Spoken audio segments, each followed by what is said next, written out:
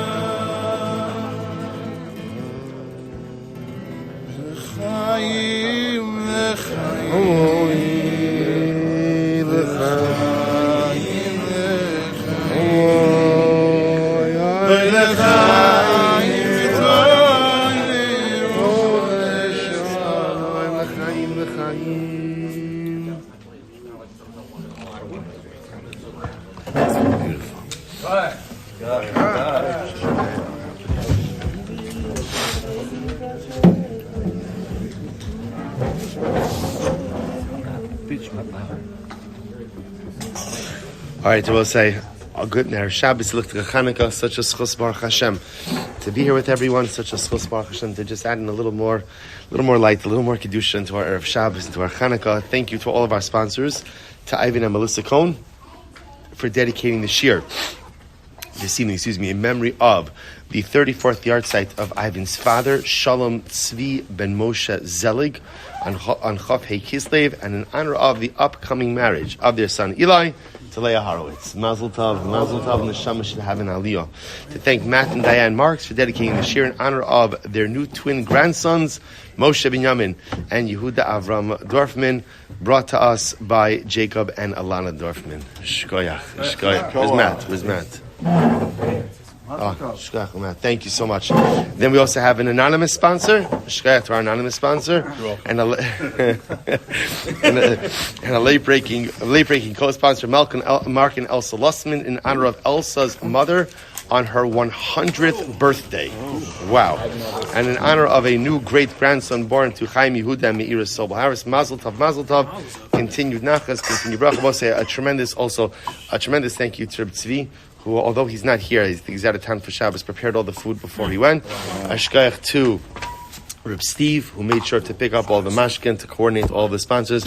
I'll say it's a beautiful thing to see, like the incredible achrayis and the incredible sense of responsibility that the Chevra here feels like to bring us something special on the Erev Shabbos is really quite beautiful, quite remarkable, and very inspiring. So tonight we're going to do something a little bit different, not as much from the works of the Piagetz now, but I'm going to tell you why we're not doing the Piagetz tonight. So the Piagetz has pieces on Chanukah. He has it in his Sefer Eish Kodesh. But the truth is, those pieces were written in very dark times, and as such, they're very heavy. They're very heavy, and they're very overwhelming. And I felt, there's a lot of heaviness in our world. And I don't know, I'm sure everyone else is feeling it also, but on one hand, there's such incredible joy and such incredible simcha and such incredible light because it's Chanukah. But I'll tell you that, I feel this every night. When I Baruch Hashem have the schus to stand by the menorah with my mishpacha, and it's beautiful and it's incredible. Then you think about our brothers and sisters who are being held captive. A second Chanukah in captivity. And it's overwhelming to think about that, about what it means. What it means that in our current day and age, that there are Jewish men and women and children literally being held captive by our enemies. And that when we say in Bimei Matisyo, that we say to HaKadosh Baruch Hu, Masarta Giborim Biyad Chaloshim, you gave us victory. You gave us victory. And you gave us victory over some of the most impure sources. You gave us victory over the greatest evil. And that, once again, that evil is in our world. And that evil has sunk its grip into the very soul of our people. And even though, again, of course, we're going to be successful, and of course, we're going to be victorious, but the cost and the loss is so overwhelming. Just today, there was another precious soldier who was killed. Again, some of you may remember, there was a young couple who used to live here in town, Itai and Rachel Levy. Yes. As Avram and Shendi Kelman's son-in-law and daughter. The soldier who was killed today was Itai's brother. Itai's brother. Like Chanukah, and it's Chanukah, and we're celebrating it, we're bringing it. And this is what it means to be part of Klal Yisrael, that we continue on. But there's a heaviness, and if we pretend like it's not there, first of all, it doesn't work to pretend like it's not there, because even if you pretend it's not there, it's still there. But I think, so much of the theme that we've been talking about over this last year is we spend so much time sometimes running away from heavy emotions. Whereas the real avoda is to lean into it. It's not to run. You can't run from pain, because pain runs faster than you do. And you can't run from discomfort, because it always catches up with you. So what Yiddishkeit tells us is, when something is difficult, don't run from it, but lean into it. So there's a recognition that the simcha of this Yom Tov of Chanukah is not the same. It's not. It can't be. And if it is, that means that there's a part of my heart, there's a part of my soul that's turned off. And we can't have that. And so at first I thought the Pia Jetzin's words, the Rebbe's words would be so apropos, and so incredible. But the truth is, the Rebbe has some very heavy pieces on Chanukah. And I wanted the Torah that we learned tonight in Meretz Hashem to be something that I think, and maybe this is selfish on my part, but helps to propel us a little bit in almost like a positive, optimistic type of direction. So I wanted to share with you two pieces. So, we'll have time in Meretz Hashem for two short pieces. One is from the Sefer Sifsei Chen, and the other is from the Kedushas Lev, from Levi Yitzchak. So let's begin first in the Sifsei Chen. I xeroxed through the pages, and I tried my best to whatever degree to number everything as well, so you can see where everything is. So we're starting on page Chaf. So it's kind of in the middle of a piece over here, but to me this was an absolutely overwhelming and incredible piece. So the Sifsei Chen writes as follows. He says, V'hinei, bizman ha'galus, nifgam midas hauda. This I think is such a profoundly validating piece. So the Rebbe says that in our present time in Galus, one of the most, if anyone needs sheets, there's still more sheets up here if anyone needs also. Good, if anyone needs. Okay. Sifsei Chen is actually, he's a malaket. It's kind of it's a compilation. I forgot even the name of the mechaber. But he's not an original source. He brings together a whole bunch of other sources.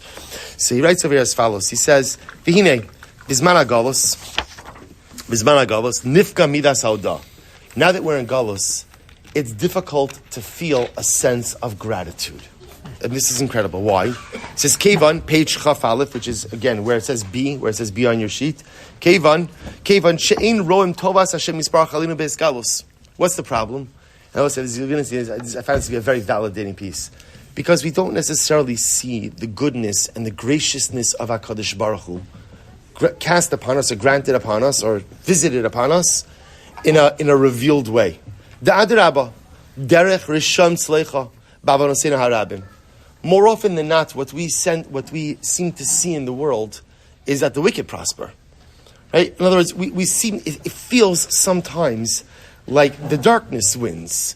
And at the end of the day, the forces of evil seem to have the upper hand in humanity. Umuchrachim, now look what he writes, he says, Umuchrachim lahamin be'emuna pshuta, sha'af bizman hazeh yichola Hashem yisbarach lenatzech es avenu, ulechalos es hara legamrei. So it's incredible. But we are obligated to believe. What are we obligated to believe? We're obligated to believe with an emuna pshuta, with a simple faith, that even in a time where darkness seems to be so overwhelming, HaKadosh Baruch Hu has the ability to overcome, to succeed over our enemies, and to wipe out evil in totality.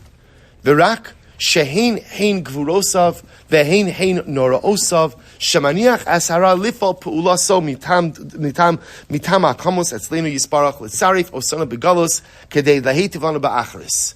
So as I said, I just want to show you what's happening over here. You know, what the Rebbe is highlighting, what the Rebbe is highlighting over here, and this is actually a piece from the Divrei Chaim, from the Sons of Rav that he's quoting.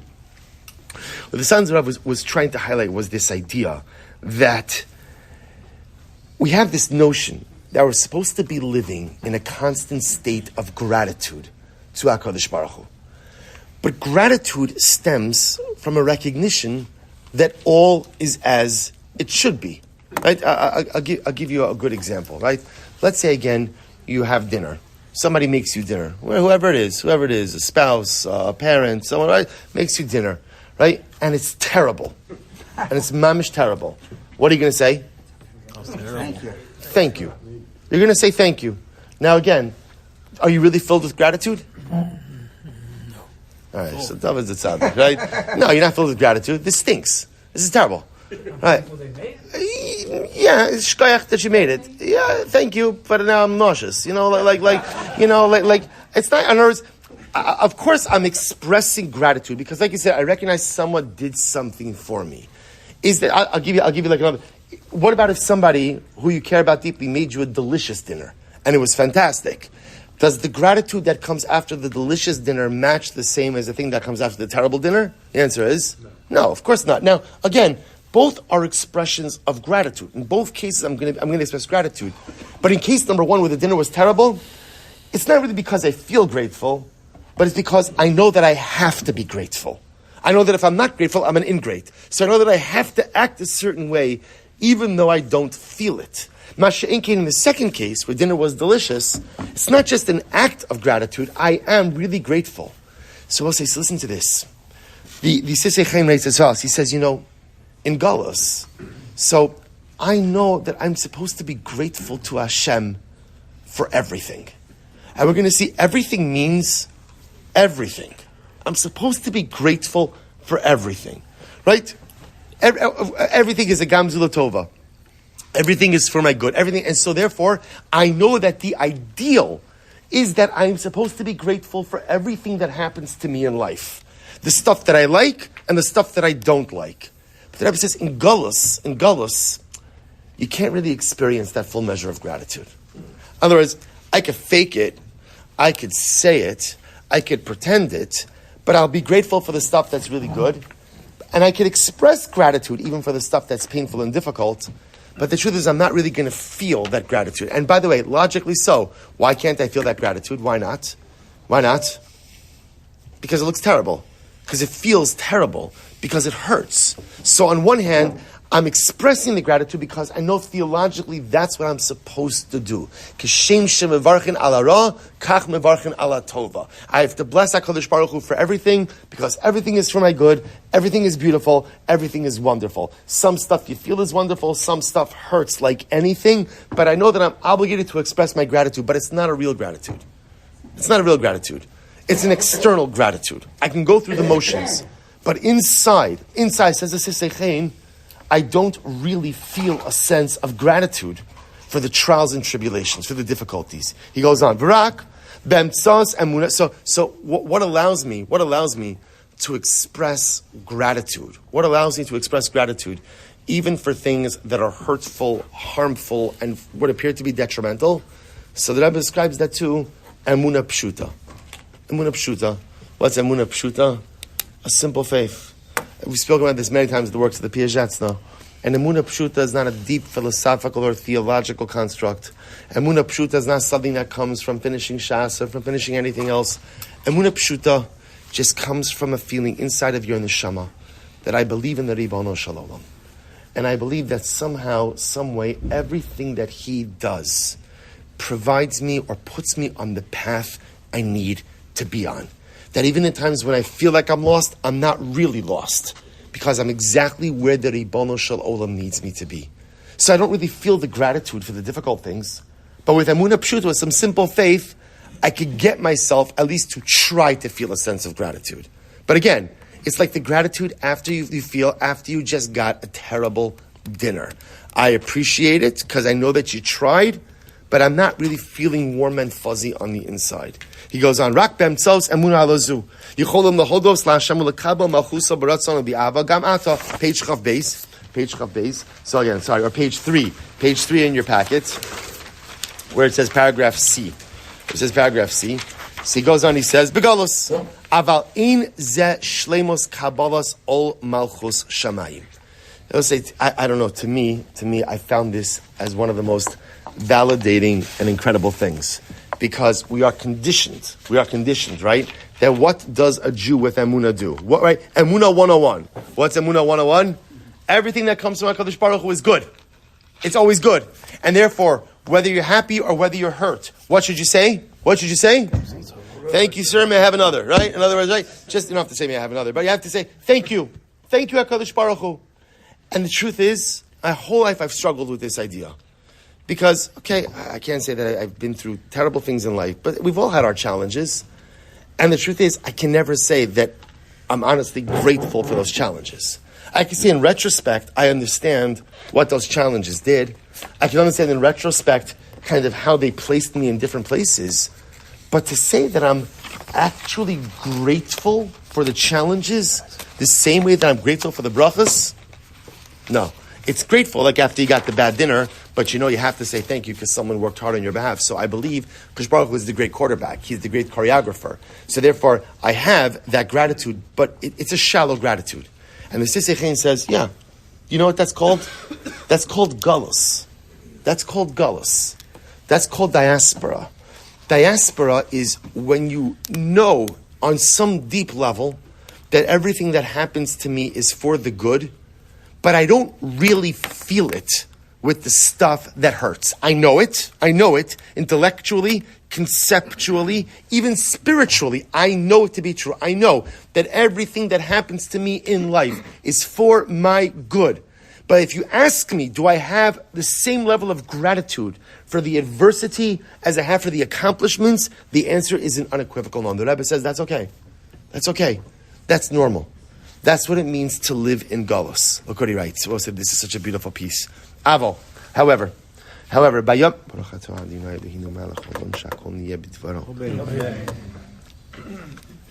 Aval. Such a beautiful piece.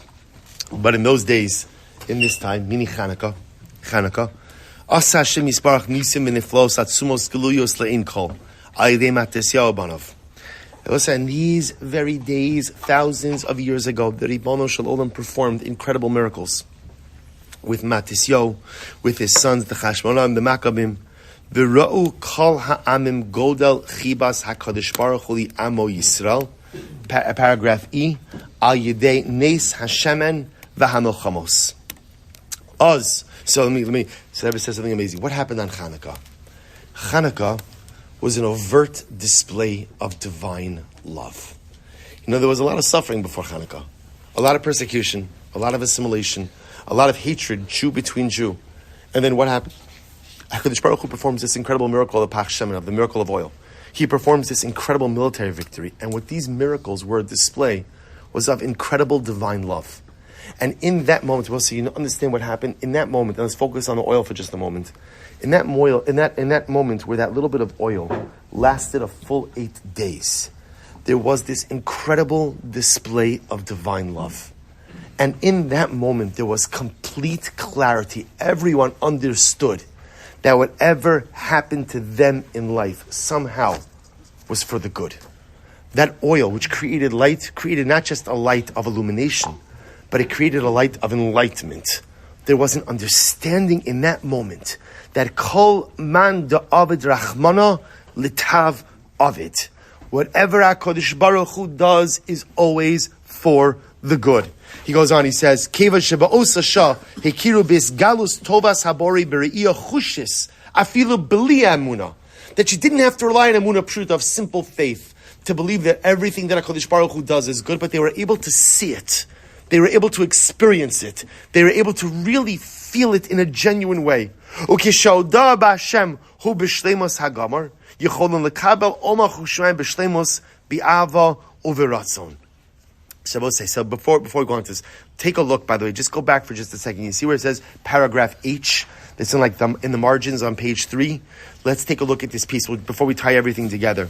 He says something beautiful. He says, Aval be'emes b'avonosir rabim ata lo nikar etzem halda. I will say this is profound. He says, today, we don't really know how to have true gratitude. What does this mean? K'maymar Gemara, lo k'olam hazeh olam haba. B'olam hazeh, al besoros tovos omer hatov v'hamitiv, v'al besoros ra'os omer dayan ha'emes. Aval lo asid lavo, kulo hatov v'hamitiv. I said, do you hear this Gemara? Do you hear this Gemara? In this world, right? So we have an obligation to bless HaKadosh Baruch Hu for the good things and the bad things, but it's two separate brachas. For good things, we say hatov v'hamitiv. Hashem is one who does good and bestows good. And for bad things, what do we say? Dayan ha'emes. I accept God's judgment. Because why? Because in this world, which is galus, in this world, it is hard to have a full sense of gratitude to HaKadosh Baruch Hu for the difficulties and challenges. But in Olam Haba, Rabbi say, what does Olam Haba mean? Olam Haba means when Mashiach comes, there's only one bracha. If somebody asks you what's going to be the difference between this world and Mashiach, one simple difference is when Mashiach comes, there's going to be one less bracha in the Siddur. Right now we have a bracha of Dayana Emes. When Mashiach comes, there's no Dayana Emes. When Mashiach comes, all there is Hatov v'Hamitiv. Everything is Hatov v'Hamitiv. Everything is good. Everything has a pervasive sense of gratitude attached to it.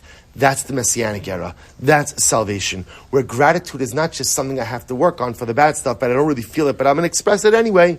But rather, again, I feel the profound sense of gratitude in anything and everything. Go back to paragraph F. Ome'ata, bein tavin minan chasidim va'anshe ma'isa, lashkia be'elu hayomim kolchos atzumim. Turn to page 5. Bahalel voda. So we'll say, so now it turns out that Chanukah, what was the miracle? So we'll say, in general, Chanukah is a very strange yontiv. And the reason why it's a strange yontiv is because what exactly is it that we're celebrating? Right? What is it? We're celebrating a military victory? I mean, great, but remember again, we lost a lot of wars since then. We won some, we lost some. So why are we celebrating a military victory thousands of years ago? Furthermore, in general, we don't normally celebrate military victories. It's not really what we do, right? Even if you think about even Mitzrayim, when we left Mitzrayim, we mourned the fact that the Egyptians died, right? We don't celebrate the military victory over the Egyptians. So what is it? We're celebrating oil? That one little jug of oil went ahead and lasted 8 days? To be very honest, so what? Let's think about this for a second. So the same, why does oil burn? Right? Why does oil burn? HaKadosh Baruch Hu said it's supposed to burn. So Shkayach, the same God who said that oil is supposed to burn, said that oil could burn for 1 day, oil could burn for 8 days. I mean, again, don't get me wrong, I'm impressed, but Lamaisa, right? It's not anything like show-stopping. It's beautiful, it's wonderful. So what, and furthermore, why are we celebrating that miracle? And there are so many other miracles that we don't celebrate. So what the Divrei Chaim is highlighting over here is something incredible. We're celebrating something different on Chanukah. We're celebrating on Chanukah is, in that moment, there was so much death and so much disrepair and so much heartbreak and so many things that were broken. And in that moment, when the menorah remained lit, it provided a sense of life clarity that allowed everyone in that moment to say, everything that comes from HaKadosh Baruch Hu is for good. And we have to have gratitude for the good stuff and for the challenges. And in that moment, when the menorah remained lit, they had that clarity. That, says the Sif Seichin, is what we celebrate on Chanukah. Chanukah is a time where a Yid has the ability to have real gratitude. And that's why the Gemara says, how do we celebrate Chanukah? How do you celebrate Chanukah? There's no chiyuv suda, right? There's no obligation to have a meal on Chanukah. There's no obligation of meat, of wine, of bread. There's no obligations like that. How do we celebrate Chanukah? B'halel u'ba'odah. Halel, praising HaKadosh Baruch Hu, and gratitude. The avoda of Chanukah, says the Sif Sechin, according to the Devrei Chaim, the avoda of Chanukah is to cultivate a profound sense of gratitude to Hashem for the things that are good and the things that hurt. Because the rest of the year, I'm a gullus Jew. And as a gullus Jew, I could have gratitude for the things that are great and beautiful, and I could feign gratitude for the things that hurt, but I don't really feel it on the inside. I could say all the right things and go through all the right motions, but I don't really feel it on the inside. There's something that happens on Chanukah. That light of enlightenment, that light of the menorah opens my eyes to this reality. That everything my Father does to me is ultimately for my good. And therefore, I have gratitude. I have gratitude for the brachas, and I have gratitude for the klalos. I have gratitude for the great things, and I have gratitude for the profound challenges. And the rest of the year, when I say it, my lips are saying it, but my heart doesn't believe it. But on Chanukah, the light of the menorah gives us that clarity, like it gave to our ancestors, the Chashmonaim, to have that profound sense of gratitude. He goes on, he says, Hein ba'amiras halal gomer, kol shmona b'chiyus o b'simcha, v'hein b'riboy shiros es shpachos etzal neras Chanukah, ki al yedei ha'aras or ha'ganus hameir b'yamim alalu, because through the light, the hidden light of these days, nitan lanu min hashamayim, listen to this, hayicholes liros ayin ba'ayin niflaos Hashem. You know what's incredible?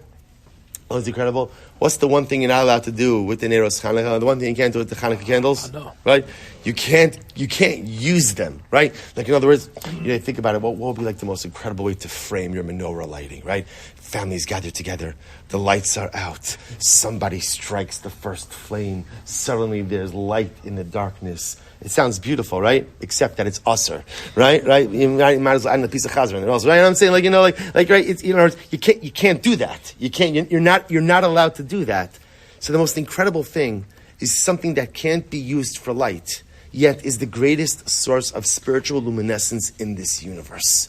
That when I light the menorah, I'm tapping into that light of the Chashmonaim. And in that moment, amidst all of the rubble in the Beis HaMikdash, amidst all of the assimilation, amidst all of the death and destruction, there was clarity for those 8 days that kol man de'avid rachmana l'tav avid. Everything Hashem does is for the good, and I believe it. I'm not just saying it.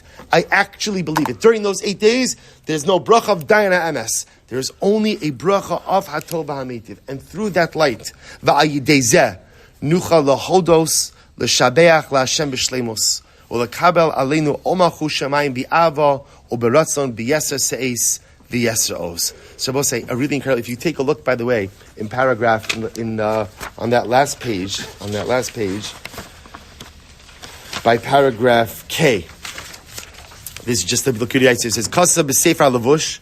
You see where I am? Kasa b'sefer b'halav ha'odah. Kasa b'sefer levush. This is beautiful. Sheish lahodos al nisim shasis alav seinu b'ayamim ha'im. V'gam anu modim al nisim shasis alanu b'zman hazeh. We'll say, so, right, last page, page 5, paragraph K. It's supposed to be a K. It might look like an Aleph. Sorry, it's supposed to be a K.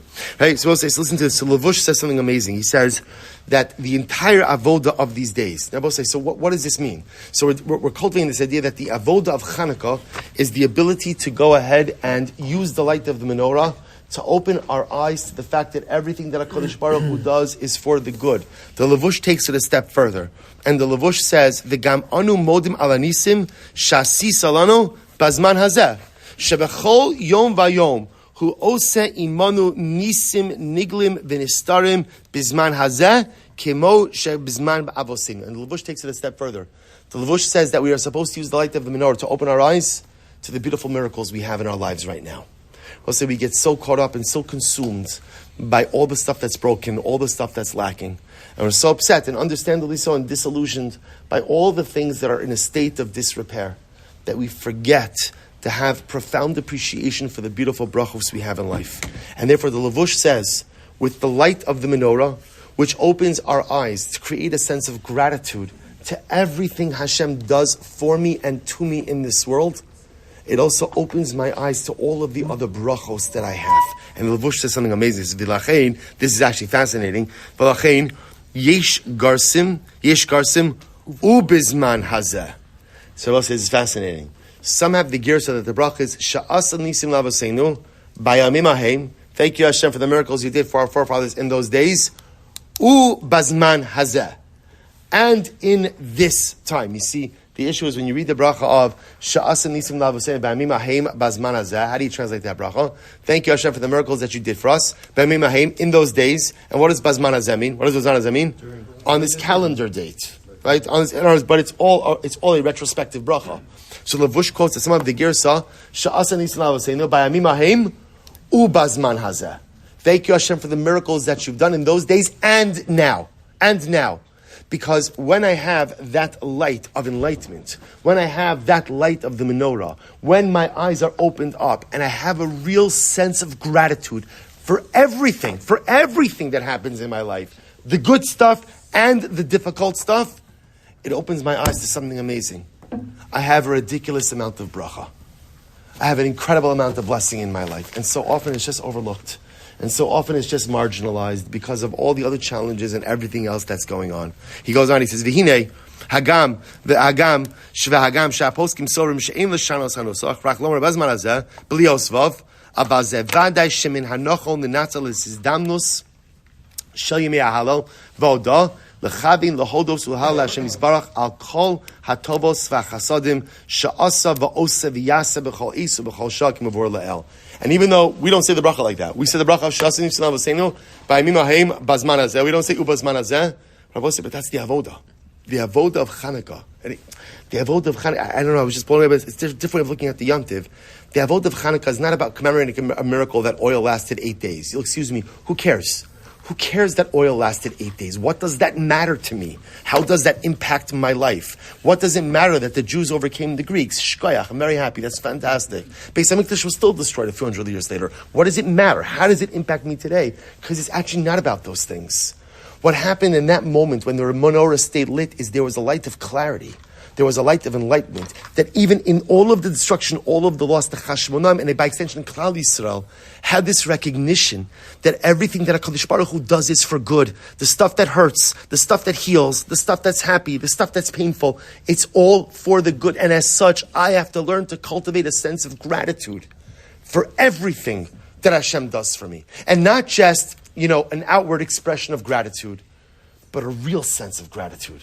A profound sense of gratitude. And the Levush takes it one step further. When you have that sense of gratitude, something amazing happens, which is, I begin to discover all of the beautiful brachos that I have around me every single day. That the avod of Chanukah is to sit by that menorah. And that's why, again, I will say, you know what you're supposed to do after you light your candles? What are you supposed to do? Yep. The Sfarim bring down. You're just supposed to sit and stare. Yeah. And stare. You don't have to daven. You can daven. You can sing, but even if you're davening and even if you're singing, it's important to make sure to save some time just to stare. And something magical happens when you stare at those neros. Because that fire is the fire of the Chashmonaim. That fire is the fire of the Beis HaMikdash. That fire is the light of enlightenment. That fire is the light of gratitude. That fire is the Gam Zulatova. That fire is Command of Rachmor Latav Ovid. That fire is Hatov V'Hamitid. That fire is the fire that allows me to see the good in everything that happens in my life, the painful and the good stuff. It allows me ultimately to see the beautiful brachas that I have all around me. And I'll just end off, because I know we're late already, but I'll just end off one more minute. Rabbi Levi Yitzchak, Zechusi Agin Aleinu, has a similar idea. He's incredible. I don't know, I missed this. I don't know why I never saw this before. But I will say, listen to this.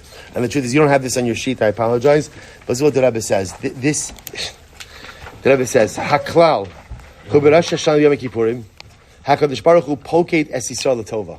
The Rebbe says, on Rosh Hashanah Yom Kippur, Hashem remembers us for good. So remember again, what happens on Yom Noraim? Hashem judges us.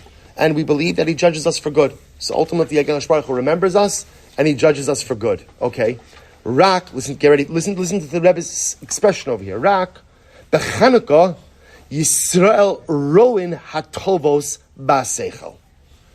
The good is decreed on Rosh Hashanah Yom Kippur. But when do you see it? When do you see it? The Rebbe says, Chanukah. Chanukah is when you see the good that has been decreed upon you during Yamim Noraim. Ki eine Eda Perish Rashi, Chachme Eda, skip a little bit. Kilosh Kirai says, Lekach B'Chanukah B'Neros. So he says, Ner is Hulashon Re'iyah. It's a lot of the same letters. Candle and re'iyah, and to see, right? Because what is the power of a ner? The power of a light is that it gives you sight. He goes on, the Rebbe goes on, but isn't that incredible? So on Rosh Hashanah Yom Kippur, Chassidus Chaburah decides and seals all of my brachas. And when do I actually see the brachas in my life? The Rebbe says, Chanukah. Now the truth is, that's a beautiful idea, but it only makes, not only makes sense, but it makes so much more sense when we understand it through the lens of the Divrei Chaim. Because what's the ner of Chanukah? The ner of Chanukah is the light of gratitude.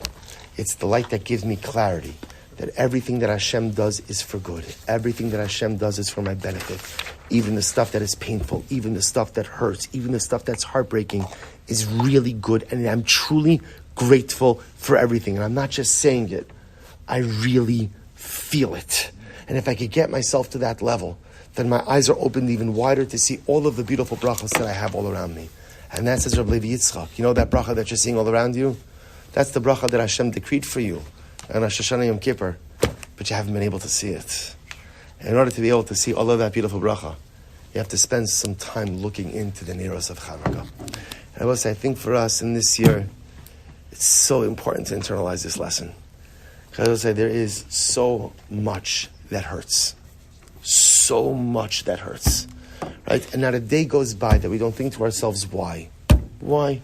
Why is it that our brothers and sisters are still in captivity? Why is it that almost every day another family in Klal Yisrael is making some sacrifice on the national altar of Am Yisrael and Eretz Yisrael? Why? Why? And so I want to believe Gamzu Latova. Right? I want to believe Kol Da'avid Rachmana L'Tav Avid. But it's hard. It's hard. It's really hard to sometimes see certain things and to wonder how this is possibly good. What possible good could be coming out of these tragic stories? But just because you can't understand it doesn't mean it's not true. And comes Chanukah, and if we spend enough time staring into those Neros, we'll reach the level of the Chashmonaim. We'll have that clarity. There's the light bulb, so to speak, where the candle goes off. And there's that flipping of the switch, and it's going to click. Say, oh, I got it. Everything in my life. And I'll begin to think about all the different things in my life. And I'll begin, even if I can't see how they all fit together, I'm going to believe with all of my heart, truly, that they're all for good. And I'm going to think about the events of Klal Yisrael, and even though I can't, in a million lifetimes, figure out what possibly could be the good of children, Yiddish children, Jewish children being held captive, I can't understand it, but somehow I'm going to believe with all of my heart that HaKadosh Baruch Hu, who loves us, has a plan, and it's good. And I'm going to keep on staring into those candles, and my eyes are going to be opened up even wider. I'm going to look around my life, and I'm going to stop taking things for granted. I'm going to recognize that I have so much ridiculous bracha around me each and every day. I'm going to stare a little bit more. I'm going to discover the most amazing thing. That all of the brachas that HaKadosh Baruch Hu decreed for me on Rosh Hashanah and Yom Kippur are truly coming to fruition right in front of my very eyes. We should be zochem to have a beautiful rest of Chanukah. We should be zochem to stare into the candles. We should be zochem to reach this level of the Divrei Chaim Rabbi Yitzchak's clarity, life clarity. But most of all, we should be zocha that we should get to a time, like Divrei Chaim explained, that we don't have to worry about the bracha of dayan ha'emes anymore. We should just get to a time where the only bracha that a yid ever says is hatov v'hamitiv. We should be zocha to get to that time of complete simcha, complete clarity, complete dveikus. We should be zocha Hashem that before this Yom Tov is over, we should be together. We should be together, right? You know that the Gemara says that when the Kohen would go ahead and light the menorah in the Beis Hamikdash, the light would illuminate all of Yerushalayim. Imagine for a moment. Now you don't have to imagine. Before Chanukah is over, I'm confident that Amirat Hashem will be there together. We'll be standing in the courtyard together. We'll be basking in the light of the menorah of the Beis Hamikdash. We'll see Aaron HaKohen ascending the steps, ready to do the Hadlaka, and Amirat Hashem together, in unison, with one voice, and one heart will be Zoch Amirat Hashem to say, Baruch Atah Hashem Elokeinu Melech Olam, Hatov V'Hamitiv. I will say, Shkoyach, Ma'ariv in the main shul.